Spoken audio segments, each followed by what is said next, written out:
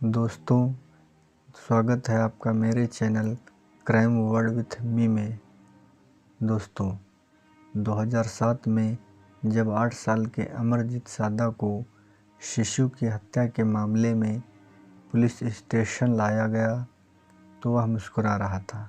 सादा को दुनिया के सबसे कम उम्र के सीरियल किलर के रूप में भी जाना जाता है और उसे 3 हत्याओं के बाद पकड़ा गया था, जिनमें से 2 की तो रिपोर्ट भी नहीं की गई थी। तो दोस्तों, अब इस कहानी को विस्तार से शुरू करते हैं। दोस्तों, अमरजीत सादा का जन्म 1998 में बिहार के मुसहर गांव में हुआ था। अमरजीत के माता पिता एक गरीब परिवार से थे और बिहार में ही मजदूरी का काम किया करते। अमरजीत को बचपन से ही अकेले रहना बहुत पसंद था, जबकि सामान्यतः होता यह है कि बच्चे बच्चों के साथ ही खेलना पसंद करते हैं। उसका कोई भी दोस्त नहीं था। वह अपना सारा समय जंगल के पेड़ों पर चढ़ने और गांव में इधर उधर घूमने में व्यतीत करता था। 8 साल के अमरजीत के जीवन में अप्रत्याशित मोड़ तब आया जब उसकी चाची शहर में नौकरी ढूंढने के बाद अपनी 6 साल की बेटी के साथ उसके घर आ गई। एक दिन उसकी माँ और चाची सब्जी खरीदने के लिए घर से बाहर गईं और दोनों बहनों को उसकी देखभाल में छोड़ दिया। घर पर अमरजीत और उसकी कजन खेलने लगे और खेलते हुए ही अमरजीत ने उसको चिकोटी काटी, जिससे वह रोने लगी।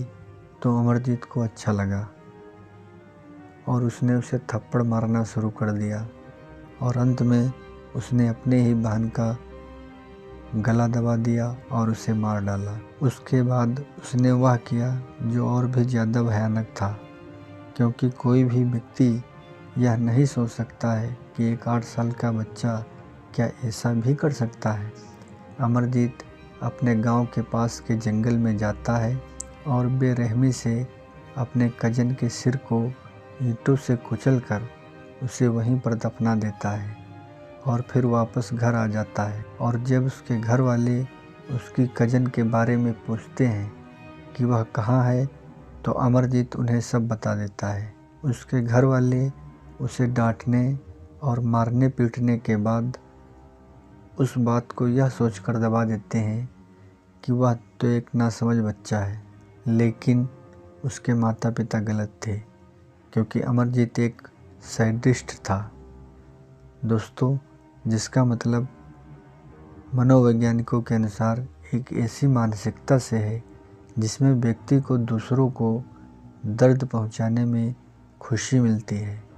अपनी कजन की हत्या के कुछ समय बाद अमरजीत अपना अगला शिकार अपनी बहन को बनाता है। एक दिन जब उसके माता पिता सो रहे थे, उसी दौरान उसने अपनी सोती हुई बहन का गला घोंटकर हत्या कर दी। जब उसकी माँ ने उससे इस बारे में पूछा कि उसकी बहन को क्या हुआ है, तो उसका जवाब था बिल्कुल वैसा ही। इस पर भी उसके माता पिता ने यह निश्चय किया कि वह इस बारे में पुलिस को कुछ भी नहीं बताएंगे, क्योंकि वह नहीं चाहते थे कि समाज को उनके बच्चे के इस विचित्र व्यवहार के बारे में पता चले। लेकिन एक दिन कुछ ऐसा हुआ कि वह अमरजीत की इस हरकत को दुनिया से छिपा न सके, क्योंकि इस बार बात घर तक सीमित नहीं रही, क्योंकि उसने इस बार अपना शिकार पड़ोस की एक लड़की को बनाया था जिसका नाम खुशबू था, जो कि मात्र 6 महीने की एक मासूम बच्ची थी, जिसकी माँ ने अपनी बेटी को गांव के प्राइमरी स्कूल के मैदान में चारपाई पर लिटा दिया और वह किसी काम से थोड़ी देर के लिए अपनी बच्ची से अलग हो गई। चूँकि स्कूल उनके घर के पड़ोस में ही था, तो ज़्यादा डरने की कोई बात ही नहीं थी। लेकिन जब उस बच्ची की माँ वापस लौटी, तो अपनी बेटी को वहाँ पर ना पाकर बहुत ज़्यादा परेशान हो गई और कुछ ही देर में सारे गांव वाले इकट्ठा हो गए और चर्चा होने लगी कि इतनी जल्दी लड़की को कौन ले जा सकता है। आखिर मासूम बच्ची की दुश्मनी भी किससे हो सकती है। क्योंकि अमरजीत गांव में इधर उधर आवारों की तरह घूमा करता था, तो किसी ने उसे स्कूल के पास देखा था। तो सभी लोग उससे यह पूछने लगे कि बच्चे, तुमने लड़की को ले जाते हुए किसी को देखा तो नहीं है। तब अमरजीत ने लोगों को बताया कि मैंने ही उसकी हत्या की है। जब वह यह बात बता रहा था तो वह बिल्कुल शांत था, उसे तनिक भी डर नहीं था। ऐसा लग रहा था मानो उसे पता ही नहीं था कि उसने कितना गलत किया है। उसने बताया कि उसने उस बच्ची का गला दबाकर ईंटों से उसे कुचल दिया और दफना दिया। उसके मुंह से यह बात सुनकर गांव वाले दंग रह गए और तुरंत पुलिस को इसके बारे में सूचना दी गई। फिर अमरजीत पुलिसकर्मियों को प्राथमिक विद्यालय के पीछे कब्रिस्तान में ले गया, जहां उसने अपने नवीनतम शिकार को दफनाया था। जब पुलिसकर्मी उससे इस केस के बारे में पूछ ही रहे थे कि इसी दौरान उसने अपनी पिछली हत्याओं के बारे में पुलिस को सधे अंदाज में बताया।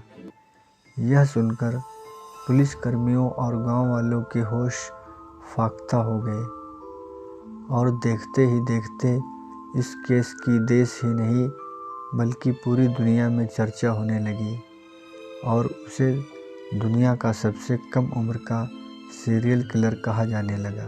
क्योंकि वह नाबालिग था तो उसे जेल में न भेजकर किशोर सुधार केंद्र भेज दिया गया।